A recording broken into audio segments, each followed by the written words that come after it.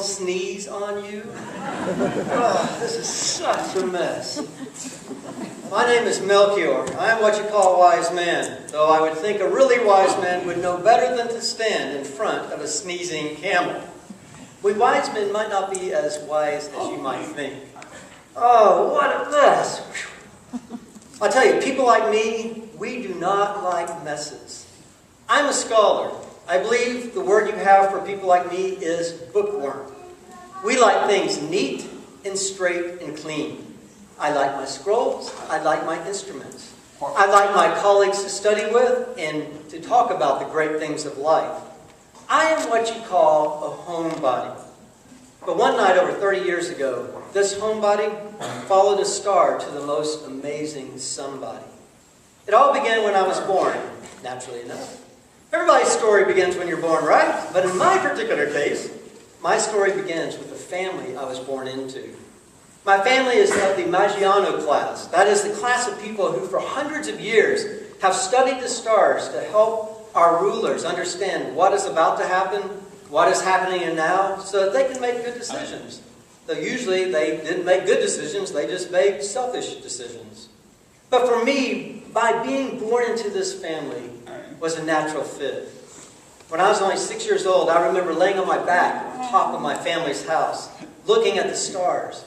They seemed so far away, and yet in that cool, clear desert air, they seemed so close.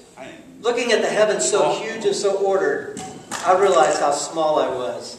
And yet, even at the young age of 6, I realized that the fact that I could look at those stars and wonder about them told me that I was a something far different from all the other somethings on the earth. That night I realized that I was born to look at the sky and wonder about what was up there and what is in here. All the men in my family are magi. That's what our family has done for centuries.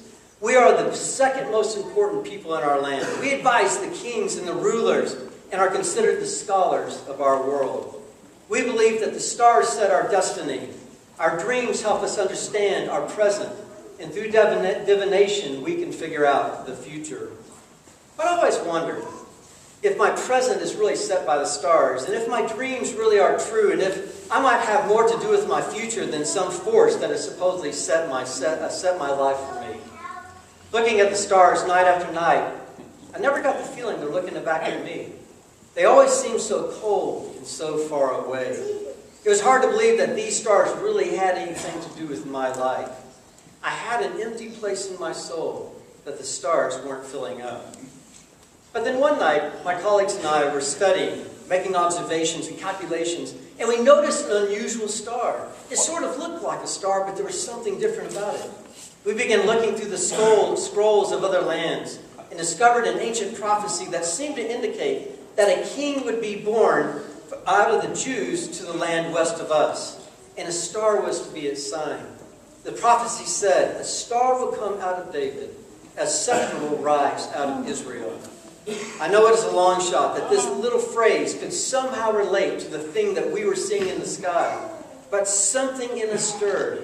And we homebodies who would rather bury our noses in our scrolls more than anything else, we decided to go to the light in the sky.